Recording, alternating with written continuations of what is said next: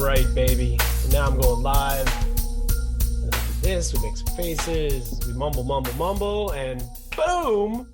This is old school, new school football. Welcome to the show this week. I am the old guy, looking older by the minute. Will Masisak. On the other side of the screen is the new guy. See, I get to be old guy. He doesn't get to be like baby or the young guy. He gets to be just new school. He's new. It's always new. I don't know. Jude, how did you get this job? Jude Allume over there, ladies and gentlemen. Jude, tell us how you got this gig. You made a mistake, and we just ran with it. What the? That's how you got the gig? Mm-hmm. That is close to true. I didn't surprise. I'm surprised you went with the actual answer. Nah. Yeah, I just needed somebody younger than me, and you were the only person I could find. I don't know. That almost would make it seem like, you're too young, so we don't want to do that now, do we? Yeah, right. I'm too young. Jude, I almost got everything right for the championship weekend, except for I got everything wrong. But let's start with the Rams. Let's start with the Rams 49ers. My prediction before the game was that, Matthew Stafford was a ticking time bomb, and at some point he was going to go off. And if it happened to be this weekend, it could be ugly. If it happens to be in the Super Bowl, it could be ugly. Maybe it's next year. Maybe he wins the championship on his way to the ticking time bomb going off. But man, let me just ask you this: I just want to point out that you clearly just took all the possibilities there. But continue. When the ball went in the air deep to no one except for one of the best safeties in the National Football League, who was lining it up, Jaquiski Tart. And when that ball was in the air going to Jaquiski Tart, did you think to yourself, oh my God, Will has a crystal ball? That's all I want to know. I was literally there like, oh, game over. And and I don't know, man. That's an interception that's going to haunt that guy. I don't know for how long, but at least for this offseason, right now, he's at home saying, man, we're at home right now because I didn't finish that play. Yeah, it looked like Stafford was throwing it to him. He had no business throwing that ball. It should have been more to the outside, more to the sideline. It was just so crazy because he literally could have thrown it anywhere else on the other half of the field, and either nothing at all would happen or something good would happen. Van Jefferson would run under it, but he throws it dead center in the middle of the field with safety sitting there and waiting, and it hits him right in the numbers. I don't know. Like, it's almost like they were destined to win. That's the only way I can explain it. But I can't go with that because there's another team that's destined to win in this Super Bowl. We'll get to that later, but it was just inexplicable to me. Here's the thing: when I'm telling you, when the ball went into the air and I saw it fluttering deep, I thought to myself, genius. Like, here it is. Here's the Matt Stafford moment that he's known for. But I will say this: I'll bet you that Matt Stafford got back in the next huddle and said, all right, well, I guess it's our night, boys. I mean, after saying we're not going to do that again, but let's go win this thing, huh? Well, because after that point, everything went the Rams' way. It couldn't have gone any better. And then Jimmy Garoppolo was Jimmy Garoppolo on the last drive. He had the opportunity to at least tie the game, if not more. Had plenty of time and just couldn't find a receiver, couldn't make a play at all. So, the Rams were a deserving winner. And despite being the collection of all-stars versus, the team, they made it out of that round, and they made it out of a stadium where they were, their fans were basically outnumbered. But I have to give the Rams fans who were there credit. They made a lot of noise for the small number that they were. And in effect, actually, that last drive of the game was very hard for the 49ers as far as crowd noise. So good for them. I don't know. Were you a little more surprised that the Rams found a way to win that game at the end, or that the Chiefs did not find a way to win the game at the end? Because that was the other game this week, Chiefs and Bengals. And it's like, there's another game where Kansas City was like the tortoise and the hare, Jude. This was Kansas City going off to a 21-3 lead and looking pretty and giving the deuces, and then they just they messed up that end of the half possession where they could have had an easy 3 points. They probably could have even had an easy 7 points, but instead they frittered away that opportunity, and the game changed from that moment. Question: which was more unbelievable, or Which is more surprising to you? That was it more surprising that surprising? the Chiefs didn't figure out a Absolutely, way to win? 100% the Chiefs. Absolutely. Yeah. Chiefs at home against the team that should not be here. Not because, they're not good, but just because no one would have pegged them to be here. And if we are being honest, they're not as good as the Chiefs. But on this day, any given Sunday, they were absolutely as good, if not better than. It just took them a while to show up. But once they did show up, they made sure that they let everyone know, hey, we're forced to be reckoned with. And the Bengals just beat up on the Chiefs in that second half. I mean, I will say this. Kudos to the Bengals for getting the job done, playing solid defense, making those halftime adjustments.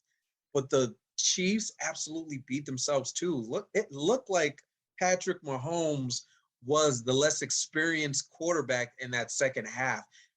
I don't know what happened. I don't want to say it all was as a result of the end of the first half, but he just looked completely different. He was off. He was not accurate. It looked like, he kind of was lost out there, really. And it's surprising to say, because how many times can you ever say that about Patrick Mahomes? Even in the worst of their worst losses, I haven't seen him look that bad. Where it's wide open receivers and he's not hitting it, where it's little dump off passes and he's overthrowing it. And I'm just like, man, is he like in his head? Is there some sort of injury we don't know about? And, nothing came out about it, but it was just shocking for me to see, because it's like, who is this guy? This isn't the same guy that I've been watching in all these State Farm commercials and throwing for 40 and 50 touchdowns. This is somebody different. And as you can see, like, once Patrick Mahomes is not playing up to the standard that we hold him to, that's a completely different Chiefs team, where they can't get it going on offense, they can't get it going on defense, and it ends in a loss. And then last week they found themselves in the same position as far as having to go into overtime and win. And then it's like, even though that whole second half they stink it up, I see them win the toss, and I'm automatically just thinking, it's another one of those situations. They won the toss. They're going to get the ball, score this touchdown. Everyone's going to forget about everything else, and they're going to make it to another Super Bowl. And they didn't win. And it was just like, oh my goodness. As soon as they didn't score on that first drive, I mean, I'm not saying I'm any Will Masisak or anything like that. I don't have the crystal ball, but I 100% definitively just said, okay, Bengals are winning the championship. Like, I don't care if they would have got the ball on the 1 yard line or anything like that. I just knew after they didn't score and Patrick Mahomes with the game on the line could not come through in the clutch for the Chiefs, I knew that game was over. Well, I'll say two things about Patrick Mahomes and how he looked in this game in the second half. The first thing I can say is, he seems to be very good at the early stages of the game, the scripted part of the game from Andy Reid to get out there. They attack. Very successful. He's very good at coming from behind. He gets the ball late, got a pretty good feeling he's going to tie the game or take the lead, at the final drive of the game. He's been really great at that in his career. But finishing games where you have a lead, and in some ways you get complacent, you can't help it.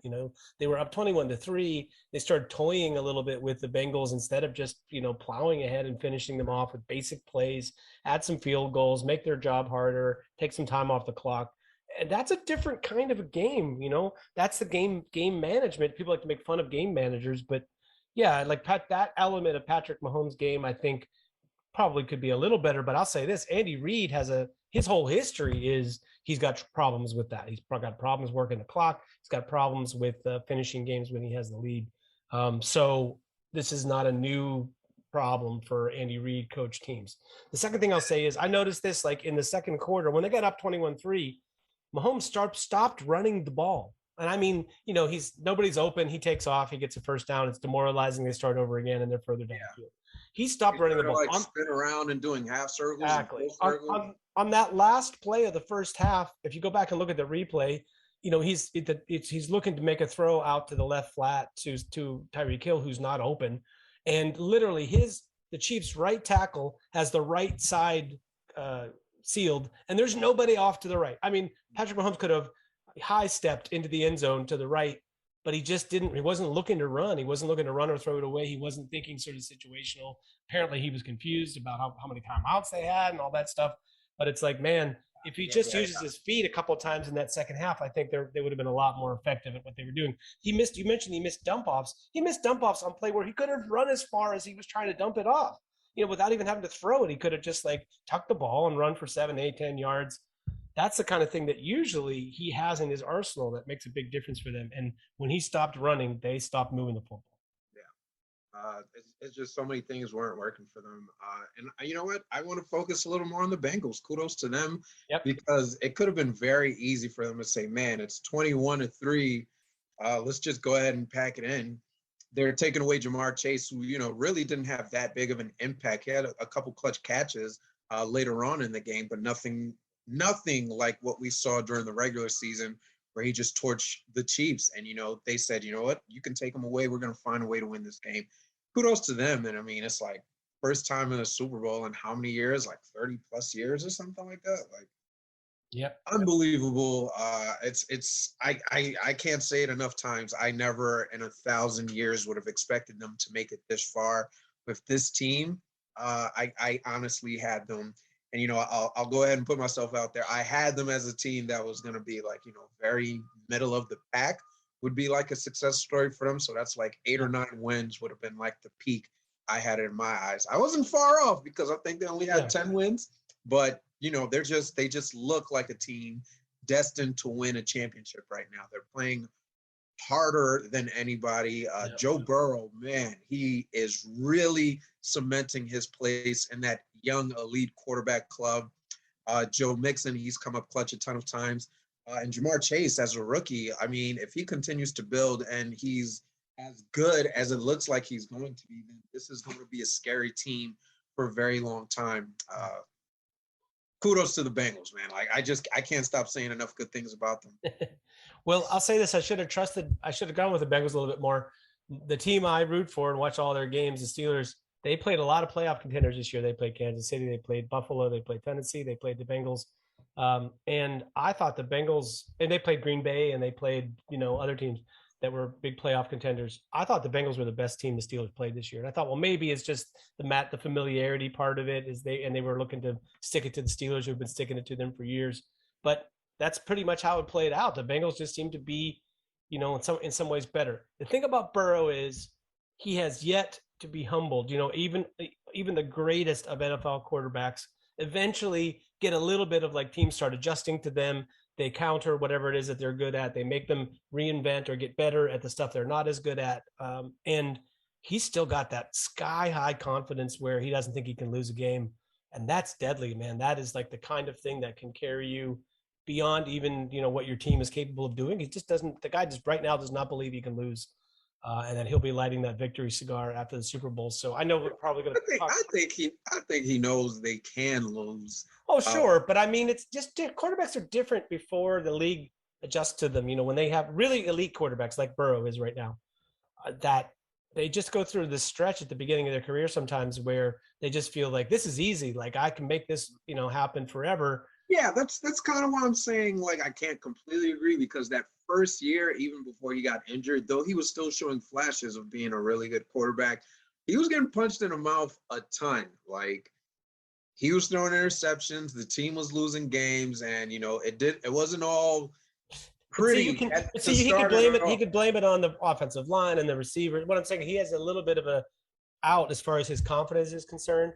It's like that, the thing that could kill the quarterback's confidence for a minute is you have the ball, you have all the pieces, and you just don't finish the game, or you make a key mistake or something like that. That's what I think gets quarterbacks to start to reevaluate. And some of them never come back from that. Like guys get to the Super Bowl and they flame out in the Super Bowl, Jared Goff, and they just never really recover confidence wise from that. And right now he's got sky high confidence, which is great. Stafford, on the other hand, I'm not sure his confidence is super high, but he's got a nice team around him, and he just has to be reminded sometimes not to make any mistakes. So it's actually a really good matchup, I think. Stafford's confidence, if it's not high right now, coming off a 300-plus yard, 2-touchdown game to get your team to the Super Bowl, If it's not high right now, I don't think it'll ever be high. I'm gonna refute that. Don't you think he has in the Don't you think he has in the back of his mind the knowledge that, man, I got lucky, like I screwed the pooch. No, no, no, no, no. I almost bit it. I think he's thinking in his head, I put up 300 plus yards. I threw 2 touchdowns. I led a game-winning I don't know. drive. I'm thinking Odell Beckham and Cooper Kupp had a lot to do with those 300 yards. Absolutely, absolutely. But at the same time, it's like I got the ball in their hands. I put the balls in the hands of my playmakers, and they got it done. Quarterbacks are never going to sit there. The best quarterbacks, I feel like, they're not going to sit there and be like, I really lucked out. They're going to sit there and give themselves positive affirmations, as they should, as their coaches are going to do, as I do with some of the kids that I coach. You know, it's all about positive affirmation sometimes. Sure. Get that bad play out of your head. Hey, we got the next play. We're going to make it happen. And then, hey, they start to believe, they buy into it. Yep. And then all of a sudden that ball gets rolling. It's like, hey, what bad play? I'm playing great right now. He's got to be feeling that right now. That's the kind of mental he's going to need to have to go into this game where they're going to be heavily favored against this young, still mostly questionable team. Okay, let me just say, hang on, let me stop you for a second. I haven't seen the line, but in my mind, this is a pick'em game. A pick'em game. Well, I think the initial line was Rams by like 3.5, and then I saw Rams by 7. Wow. I'm not sure what it is right now. I'm all over Bengals at 7, and I can't decide who I think is going to win this game, but I think it's a close game. I mean, here's the thing: the Bengals just beat a team that's better than the Rams. Yeah, they did. So you know what? I'll say they beat a team that's better than the Rams offensively, but I think the Rams are definitely better defensively. That being said, here's the thing: Joe Burrow's probably not going to spin out of fall off for the Rams offensively. So I feel like offensively, yes, the Chiefs are better, but not by a significant margin. But defensively, I think the Rams are way better than what the Chiefs are. That being said, I want to say yes, this is the Rams game to win, but pretty much with every team that they faced in these playoffs, you can say that the other team, it was their game to win against the Bengals. Sure. And that's why I can't say it confidently, like yes, the Rams are going to go in there and take care of business, because as soon as you think, okay, we've got the Bengals beat, they just show us time and time again, like, hey, we're going to be in this and we're going to make it a fight. We're going to do it whatever way we got to do it. And, we might get out of here with a W. I mean, maybe I just feel like there were so many offensive opportunities for San Francisco that they were not able to capitalize on. And we had just guys open that the quarterback could not get the ball to them. And that's not going to happen against Cincinnati. Like, if those guys are open, Burrow's going to find a way to get the ball to them. Yes, absolutely. He probably won't be able to wrestle his way out of 3 absolute dead certain sacks like he did against Kansas City. Oh my gosh. That first one, especially, Chris Jones looked like he was afraid to hit him for fear of getting a flag and let him get away. I think he had him and then was like, okay, I better lit up a little bit. Total, modern NFL kind of a mistake. That was so heartbreaking for me, because I'm just sitting there like, how do you not finish this sack? You don't hear a whistle. You got to keep going, is all I'm saying. Finish your breakfast, man. And 2 or 3 times where it's Joe certain Burrow. Sacks. He's going down and he just escapes it. I'm like, what is going on right now? It kind of just led me to believe, like, man, maybe they really are destined to be here, because Chris Jones is a great defender. I don't see that happen to him often at all. No. Joe Burrow, as great as he is, he's not fleet of foot and he's not breaking tackles left and right like he was this past Sunday. So I'm just like, man, I'm just lost as to this, as to what I'm seeing, as to him getting out of 3 and 4 sack opportunities and just making huge plays after that. Like, it was unbelievable. Yeah, I think it just shapes up as a really good matchup to me. I feel like the interior of Cincinnati's offensive line is one of the worst parts of their team, and the interior of the Rams defense is one of the highlights of their team. But I think it's sort of one of those games where it's, if I used to think, well, we started the season with, you have to have a great quarterback and a good enough defense, or an unbelievable defense and a good enough quarterback, right? And that's kind of where we're at. The Rams, to me, are a great defense with a quarterback that's kind of, that's good enough, maybe better than that. We're going to need to stop this Matthew Stafford slander going on here. This isn't not an average quarterback. This is definitely He's not what I'm saying, he's not Patrick Mahomes. He's not Josh Allen. He's not Josh Herbert or Justin Herbert. He's not Joe Burrow. He's not Aaron Rodgers. So I'm saying we're getting down to now 6, 7, 8. So all I'm saying is a top 10 quarterback. Both of these guys, somebody has to finish for me to really believe in them 100%. But I'm just saying the other team is like, you got a great quarterback and a good enough team, good enough defense. Yeah. So it's a little bit like, do you believe in the quarterback more? My inclination is to say, if you feel like it's close, pick the better quarterback. At this moment, I think it's Joe Burrow. And that isn't even a slight against Matthew Stafford. I just think Joe Burrow is playing out of his mind right now.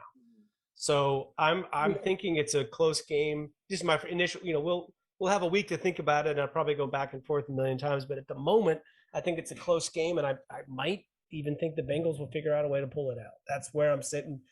They just have that sense about them in a way that they're just, not happy to be here, that they're looking to actually win the thing. CJ Uzomah playing or not playing is a big factor. That looks like a season-ending injury. I don't think he's playing. Was it? I thought it was. It wasn't. I thought it was an ankle sprain, but is it like a? No, that was a knee thing for him. Oh yeah, well then that's done. Because that's a big part of their offense. Yeah, so that hurts. I mean, I think they can sustain it. It's a big loss, but I think they can sustain it because what we saw was just now instead of looking for CJ Uzomah over the middle. T. Higgins, he had a huge game where he was the one that he was looking for in the middle of the field, and he just kept going back to him. So I don't think it's going to be something that they can't recover from, but nonetheless, you'd love to have as many playmakers on the field as you possibly can have. What's up with the Rams tight end that got hurt? Is that Higbee? Higbee, I haven't heard much about Higbee, but I don't think that one was as it isn't. Well, it also isn't as big a loss. I mean, the guy who replaced him, who's literally like a guy nobody has ever heard of, was equally as good. Yeah, So it's like he's benefiting from the fact that these receivers are amazing running down the field. Because nobody's paying attention. I mean, nobody's like, oh, what's the scouting report on this guy? It's pretty much like, oh, we didn't have a scouting report. He ran like 3 tight end screens that were all successful. They were all successful. He was having the game of his life. He really did. It came at the best possible time for the Rams. Just to kind of go off of what you said, I'll go with another cliche, and that's defense wins championships. Not anymore. That's not I think when was it? It was the Tampa Bay versus the Raiders, where it was like, man, these are 2 really good teams, and I just can't pick one right now. This is Jude at like 11 or 12 years old or whatever. But even then, I'm thinking, man, I don't know how to pick one. How do I pick? And I say, you know what? Defense wins championships. So since then, whenever it's a game where it's like, okay, at least a playoff game where it's like, all right, I really can't pick between these teams, I'm going to err to the side where the defense is better. And right now, I think this Rams defense is absolutely better than this Bengals defense. That Tampa Bay Raiders game, though, no elite quarterback in that game. I mean, so that's that's Rich Gannon in that game. What do you mean? MVP Rich. What do you mean? Best offense in the league, baby. By the way, Rich Gannon, I knew somebody that went to college with him, was a college roommate, and I said, did he have trouble pronouncing basic words back then as well? Because he has the funniest thing. He pronounces the word offense, offense. He pronounces it offense. And so every time he's on the NFL Blitz on, satellite radio, he's talking about the Chiefs offense. like he's from the Third Reich. Like, I don't really know what the deal is, but yeah, Rich Gannon. Yeah, Rich Gannon was good, but it's like if you got a game that's basically even, you don't have an elite quarterback, then of course pick the defense. MVP is not the elite quarterback that you're looking for. No, that's a down. That was a really down period of quarterback play. Whoa, no. It could be a down period of quarterbacks, but what he was doing with old Jerry Rice and Tim Brown, it was absolutely a spectacle. They were rolling offensively. I can't shortchange. By the way, Jerry Rice, number 1 all time for the most receiving yards after age 40. It's something ridiculous, like 2,000 plus yards he had after age 40, right? Do you know who's number 2 all time in the NFL? After age 40? I don't even know. After age 40, receiving yards after age 40. I don't even know that many guys who played after age 40. Tom Brady has 6 yards, 6 receiving yards. He's number 2 all time. It's even better. You know who's number 3? Brett Favre has -6 receiving yards. He's number 3 all time since in the Well, entire history of the league. technically, you'd have to put all the guys with 0 ahead of I Brett. guess, yeah, but there's really not that many guys, believe it or not, in the NFL who have played past age 40. So that's Yeah, part I of mean, why. But yeah, receivers, it's a Tom Brady demand. with his 6 Yeah, yard reception is number 2 all time. How amazing is Jerry Rice? Oh my God, that's unbelievable. Yeah, that's a I mean, ridiculous but statistic. Jerry Rice is Jerry Rice. He's one of the goats in the league for a reason. Yep, That being exactly. said, I mean, I'm right here with you. I'm probably going to go back and forth on this game and find a reason Yeah, to convince myself the Bengals are going to win, and then find another reason to convince myself the Rams are going to win. I have I go all the way back picking the NFL. Picking the Super Bowl winner probably 40 years. And I would say this is top 2 or 3 of that entire time in me being undecided about who's going to win. In other words, I have the least amount of confidence right now about who's going to win just about of all time. One of the closer matchups in my mind. So, look, it's going to be a fun week, and I'm sure we'll talk about this more next week. Let's talk. Let's talk about a little bit about the stuff in the league going on this week, because it's hard to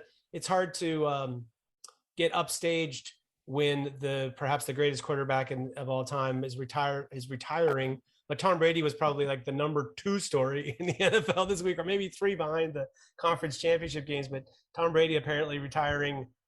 First of all, do you believe it? And secondly, do you have anything to say? Sticking with the retirement stuff, I'm not sure, because it's not like we've ever experienced this with Tom before, where he said he's retiring and then he comes back out of retirement. I do believe he still has a competitive fire. I do believe he's looking at how the season ended, and I'm pretty sure if he was in another Super Bowl and if he won that Super Bowl and then the news comes out that he's retiring, I'd buy it a lot more. Uh, Him leaving on a loss just doesn't feel Tom Brady-esque to me. No. But at the same time, the man is 44 years old. He has been talking a lot about how he wants to spend time with his kids. I forget who said it, but I think it might have been you who was like, guys don't retire to spend time with their kids. Guys retire because they can't play at a high level. Well, it depends. I mean, I do think that they usually retire while their kids are still kids, even whenever they've reached the end of their career. It's unusual for him because he's gone on so long that the kids are starting to get grown up now. Like, if you want to spend any time with them, you'd better retire soon. So from that standpoint, I get that part of it. I just feel like the reason I started with the question of do you believe it is, I just get the impression that if San Francisco called him and said, "Look, man, are you sure you want to retire? Because I can put you in this really good situation." It's his hometown team. I don't see him going to another team. I I think this is what actually I would say that the conspiracy theorist in me thinks that this could absolutely be what it's about, because when you retire from Tampa Bay, all you're really saying is you're walking away from your contract. I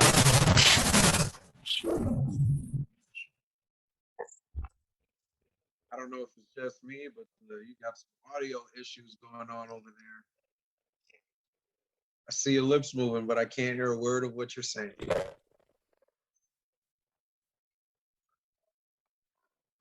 All right. No, Will, just me. So Will's wrong as usual. Tom Brady retiring because he wants to spend time with his kids. I'm not buying it. I mean, it's not like it's football year round, 365 days of the year. No, he's going to, get the off season and they'll go do whatever it is that they need to do. And then eventually he's going to be like, hey, I'm bored. And then back to football. I think there's a possibility, a real chance, I believe, that he's going to come back and play. I don't think he goes to another team. I think he likes the situation with the Tampa Bay Buccaneers. Really good defense, really great weapons on offense. Maybe he'll wait and see what they do as far as Chris Godwin is concerned, as far as, maybe adding another receiver and just really kind of making it a flush setup for him to, again, step in there and automatically take this team to another Super Bowl. But as far as it being definitive that he's going to walk away right here, right now, when he's still playing at an elite level where he could possibly have been the NFL MVP this season, where, he was just a handful of plays away from leading the team to another NFC championship. I don't know that I can definitively say, yes, this is the end.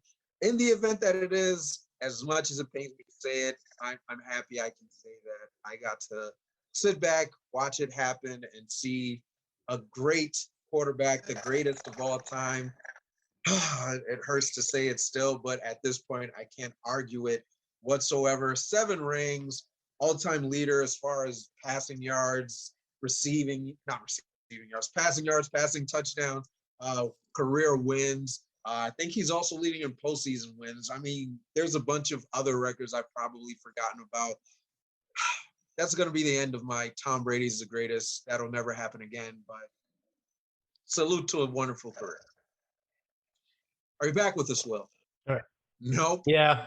Sorry about that little technical glitch. Kind of like what happened in Jimmy Garoppolo's head at the end of the game on Sunday. But we're gonna move on. Jude, Tom Brady's retirement is one thing. At least until San Francisco calls him and says, man, we could think about George Kittle and Deebo Samuel and a great offensive line and yum. But until that happens, the biggest story in the NFL this week is actually a bit of a bombshell. Somebody is suing somebody, Jude. Yes. Brian Flores. Were you getting mixed up about which Brian it was? Because no. I was just thinking it in my head, like how do I sneak Brian Dable into it? We'll get to that in a little bit. But Brian Flores is suing the Denver Broncos, the Miami Dolphins, the New York Giants, and the NFL itself in a class action racial suit, claiming that he has been interviewing with teams where he has no chance of getting the job. Upon hearing it, it was kind of something that took me back. But as the story has progressed, as he's gone and talked about it on Get Up on ESPN, there's some validity to the story. And then you just kind of look at some of the examples of Black coaches in the league the last couple of years and the open positions and who's been interviewing for these positions. And you just kind of have to look at it. And it's a bad look for the NFL right now. What have you taken from I thought actually, I mean, the part about, the Brian Dable already had the job before Brian Flores interviewed, according to the text that Brian Flores got from confused Bill Belichick.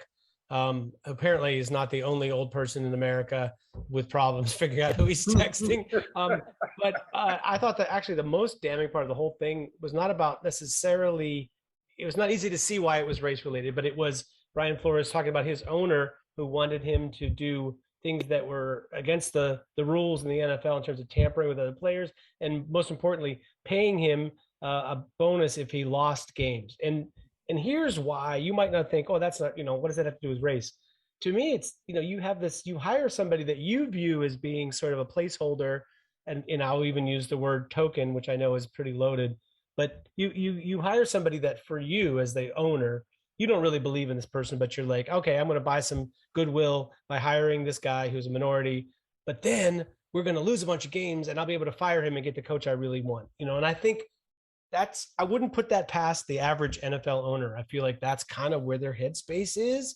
Like they don't mind doing things that are good PR or they keep them in good graces with the league. But when it comes right down to it, they want some guy who's part of the good old boy network that they can, that they believe in and they really are a fan of. And all this other stuff is like too new and modern and, oh my goodness, a different kind of a person. So that to me was the part that really got me, is that you basically set him up to fail. And then when Hugh Jackson chimed in and said that basically the Cleveland put him in the same position, it starts to make you wonder. It's like, do they have these guys as sacrificial lambs, patsies? Like, that's a terrible, terrible look. That's even worse than anything else, I think, on this. It's a shame because, here we have Flores. He's coming off 2 winning seasons with Miami. They haven't done that since 2003, as far as having back-to-back winning seasons. They started terribly, and he can coach because he coached them to a winning record to end the year. And all the guys, the players, like him. But it seemed to have been some discourse between him, the GM, and the manager. But just look at the job he's done, where it's not even known if he wanted to get Tua, but Tua was the guy for somebody in that situation. And he had to do what he had to do with Tua. And he might end up being a good quarterback, but I don't think anybody would say in the first 2 years that Tua's been the guy for them. Tua has been an absolute home run hit as far as, him being the pick that they've made at quarterback. And yet he's still been able to win games with them, and he has developed. He's from his first year to his second year, he's made huge strides. Who knows if he's going to get better, but at the very least, even with all the offensive deficiencies they've had, you can say he's made strides. As far as him getting paid to take losses, I mean, if there's proof of that, that's going to be something very hard for Miami to swallow, especially when you look at them firing Flores this season, and that just shocked so many people. Like, why would you do that? Here's a winning coach. Here's a guy who seems to be turning around the culture of Miami, because for the longest time, you guys were among the worst of the worst in the league, and you're getting fired after you can see the progress that's being made. I think what really hurts is that, that text message too, where Bill Belichick sends it to the wrong Brian. I saw a meme where he updates his phone to say Black Brian and White Brian now, so he doesn't make a mistake so he anymore. doesn't get confused. Yeah, that he's opening the curtain. Yeah, but it's like, could it have come at a worst possible time? And I mean, it really sucks, because it's like, here I am going through all the motions, thinking that I'm possibly going to be the next head coach of this franchise. And it's like, no, we're just doing it to go through the rules that the league has set in place that says we have to interview a minority coach when we don't really want you to be our coach. And here's the it's thing. here's an experienced head coach, and this team would rather go with, an inexperienced head coach, an offensive coordinator who's been an assistant coach, an OC, but he doesn't have that head coaching experience, and they'd rather go with him over someone who has a pretty good track record as a head coach. It's just a lot to take in. And then especially when you add in Hugh Jackson chiming in, he hasn't been able to get another job in the league since he was let go from Cleveland. Another terrible situation. And then you just think to David Cullen of the Texans, where the guys played so hard. And I think outside of maybe 2 or 3 games, they were literally in every game they played this season with one of the worst rosters in the league, and he gets let go as a result of it. That was unbelievable to me, just because coaches do a lot less and get 2 and 3 years of complete terrible football play from the team. And this guy does, granted, he didn't win a lot of games, but he does a hell of a job with what he's given, and he gets let go after the first year. Was unbelievable. Well, think about the global NFL situation right now in terms of their PR. You have not only the David Cullen situation in Houston, but also, are they sabotaging? Are they behind the lawsuits against Deshaun Watson, which is the thing that's been floated? All the stuff that happened with the Raiders and with their head coach and his history of racist emails. Then you have the Bears and the Broncos who got dragged into this because it looks like they gave sham interviews. And then, of course, the Dolphins. My point is, it's starting to affect a lot of teams now. We're getting around that. You have the deal with the, where was that? The GM in Jacksonville, who's, apparently sabotaging his coaches, and, like the new coach doesn't want to go there because the old, it's like, there's a lot of kind of, situations where the executive part of the NFL has taken some body blows over the course of the last few months. And so that's the context that this lawsuit is hitting in, is that, never a good time to get sued, but it's really not a good time to get sued when, you have got a lot of stuff that people can point to as, well, you see all this stuff going on behind the scenes that you didn't know about.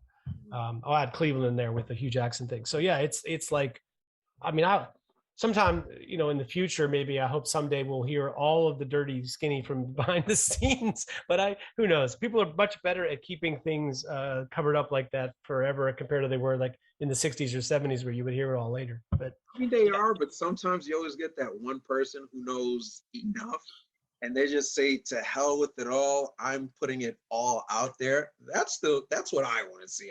I want to see the tell-all book with all the juicy details from the one person who said, I'm done with it. I'm putting it all out there. I'm betting on Aaron Rodgers or Tom Brady. Somebody that has a big enough brand that they can sustain it, you know.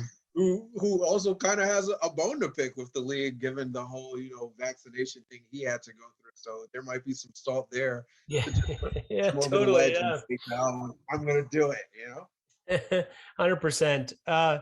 So I don't know, any final thoughts, Jude, to wrap us up? I know we're gonna talk lots of Super Bowl stuff next week, and maybe we'll touch on the beginnings of the draft season now that all the All-Star games are going on. Shrine Game tonight, Pro Bowl this weekend, Senior Bowl next weekend.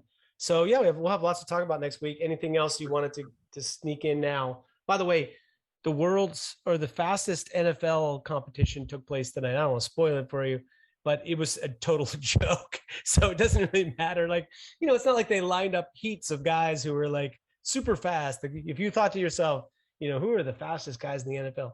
So, but to the great embarrassment of Tyreek Hill, Micah Parsons won fastest NFL player tonight. So that's my last word. Like, I think they need to come up with, bad enough the game for the Pro Bowl is horrible. The selection process is horrible. Now we even have a skills competition that's horrible, dude. It's something we need to do, like the superstars with the obstacle course and all that crap. That's what I want to see.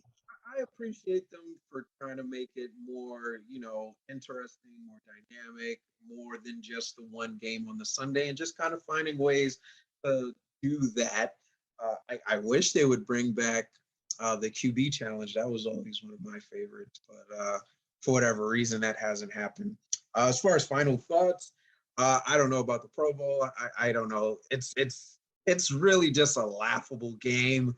They don't even tackle. I get it. It's an all-star game. You're not trying to get hurt in the all-star game. You're not really trying to put your body on the line, especially for a game where you're not even really getting paid for it. Most notably, I think of I can't believe I'm forgetting his name, the safety for Washington, Sean Taylor. And when he just laid out that punter, and I'm like, man, I would tune in to watch this over and over again. And it's just like, why can't we have this again? But I guess it's a different era of the NFL. But for whoever does tune in, it'll probably be, yeah, instant triggerations and things of that nature.